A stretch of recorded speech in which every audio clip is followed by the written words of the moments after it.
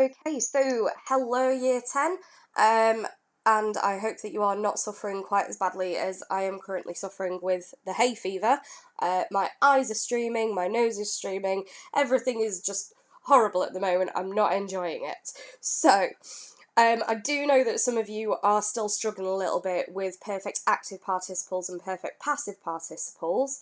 You seem to be pretty fine recognising the present participles, primarily because they've got that NS or NT sort of bit towards the ending. So I just wanted to go through perfect active participles and perfect passive participles just right from the start, and right at the end of the video I'm going to give you a very basic flow chart for you to go through to recognise whether something is active or something is passive, okay? So first thing then, the active voice. The active voice is the only thing that we have been working with when it comes to verbs since the very, very start of the course, with the exception of PPPs. So in the active voice, the nominative noun is the thing that is doing the verb. The verb is actively being done, okay? So the boy loves the girl. Am at here is active. And most of the verbs that you're going to encounter in dictionary are going to be listed as active. Okay, the active voice is the easy one because this is the one that we have covered ever since the start of the course.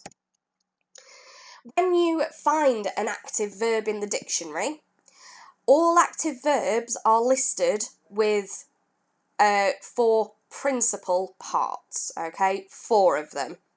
So you've got first person singular present tense, for example, amo, I am loving.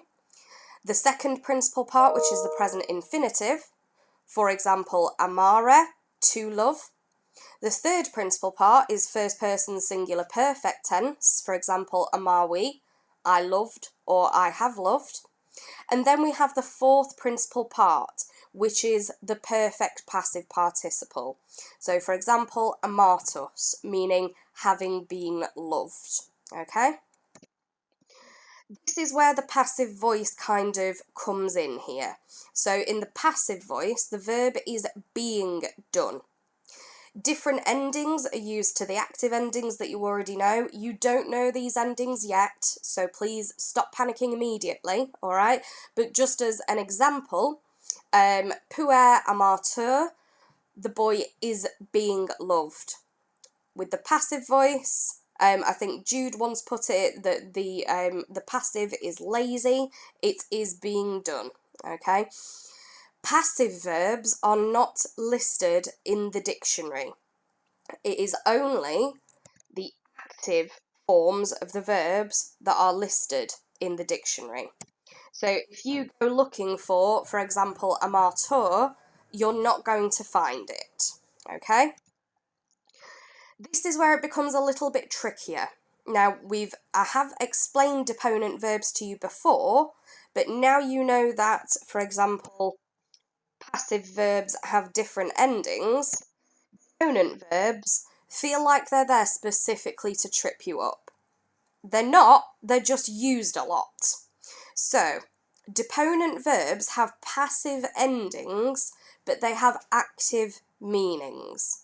So, for example, ingreditur means he enters. So, the tur there is a passive ending, but that verb has a completely active meaning.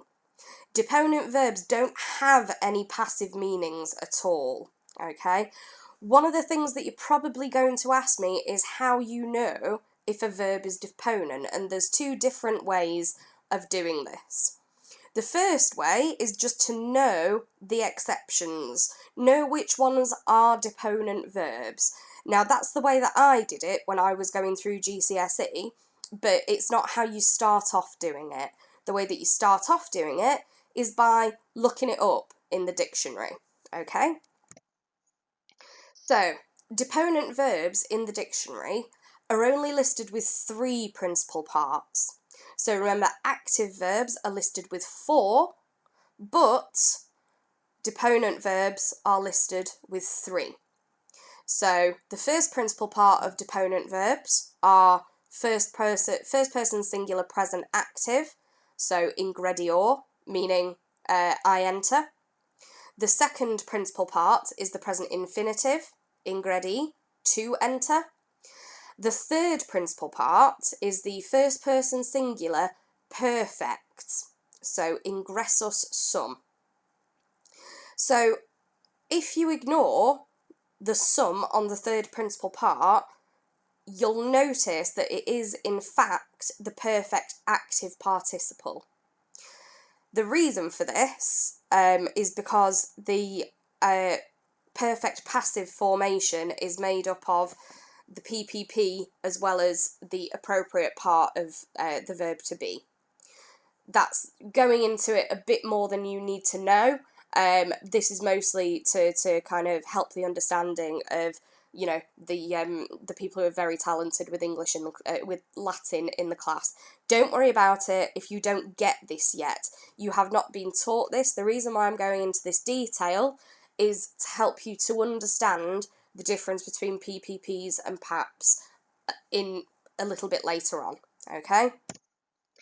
So, every single PPP or PAP is going to decline like this. You may notice that the masculine endings are the second declension masculine endings. The feminine endings are your first declension endings, and your neuter endings are your second declension neuter endings. Okay? But most PPPs and PAPs have this T in them that makes it just slightly different from the masculine and feminine neuter endings that we all know and love. It makes them slightly different, but it makes them slightly easier to recognise, okay? The perfect passive participle then, this is the bit that you really need to be paying attention to if you're struggling with them. The PPP is the fourth principal part of all active verbs. Therefore, it is listed in the dictionary, okay?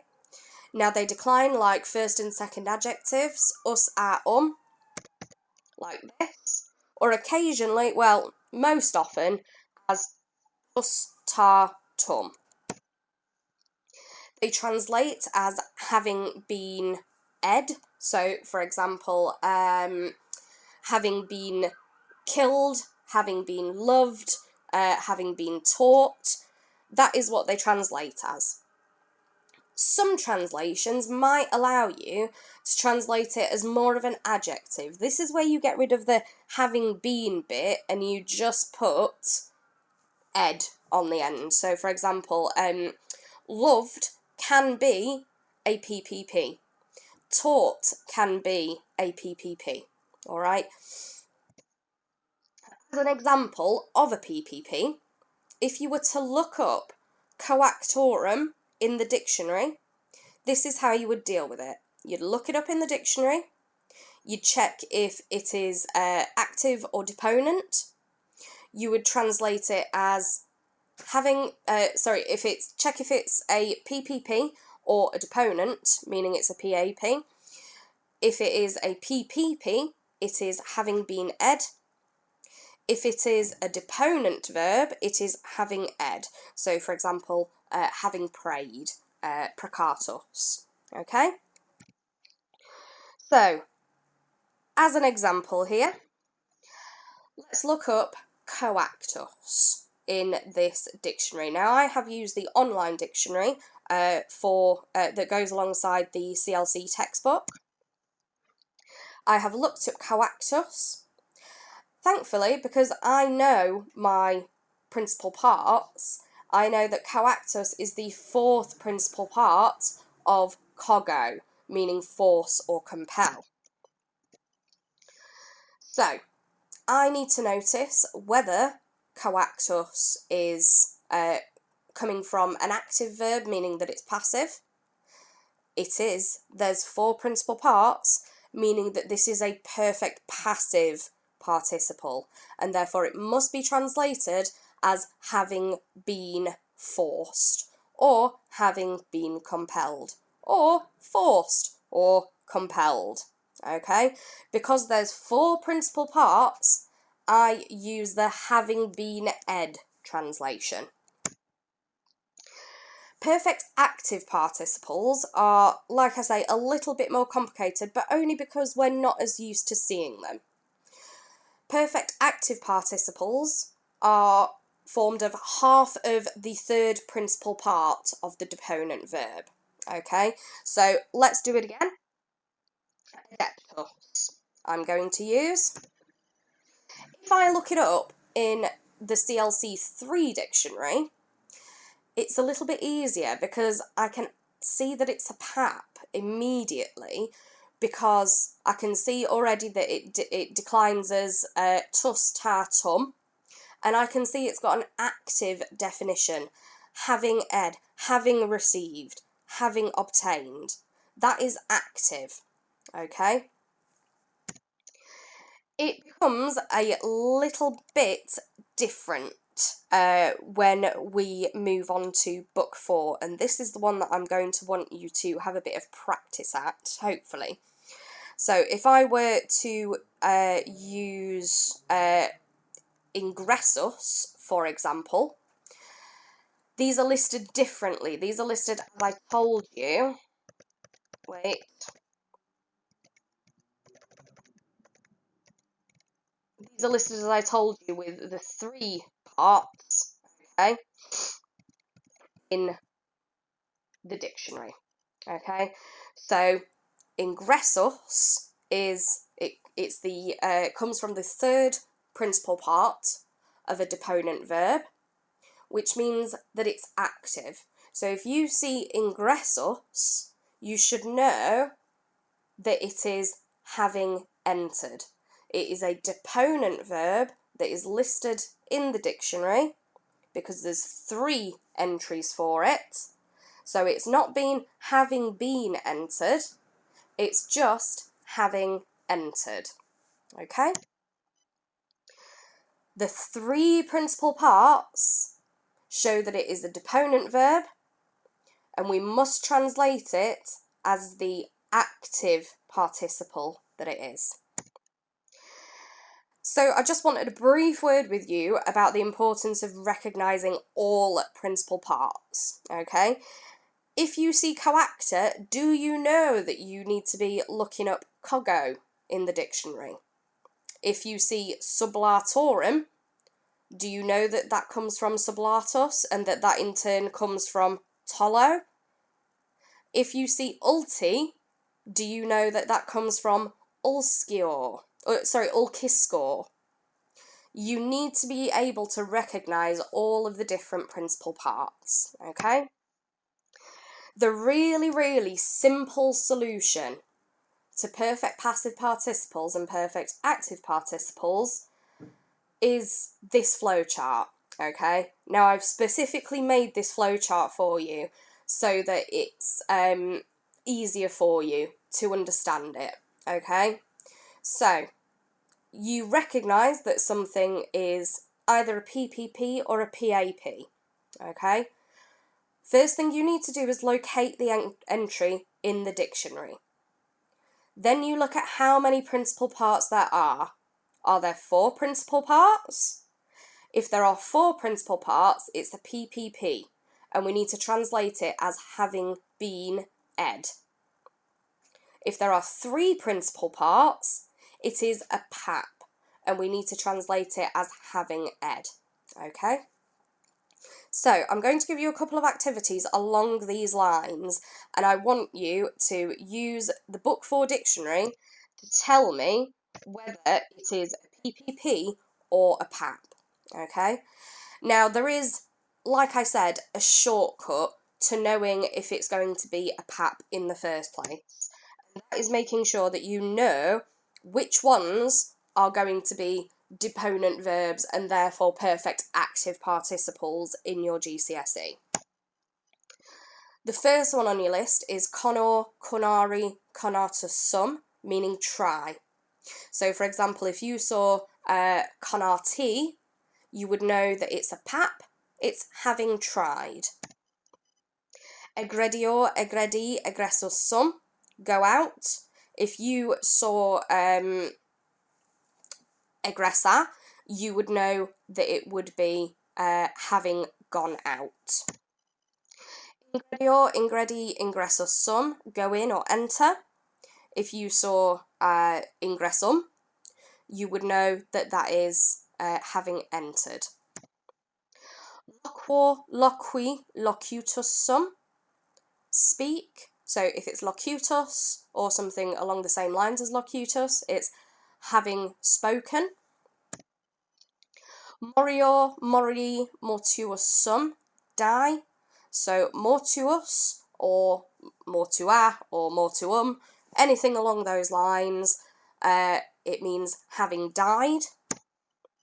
Progredior, progredi, progressus sum. I'm really hoping you are noticing that these are all kind of combination verbs that have, a preposition at the front of them that then changes the meaning.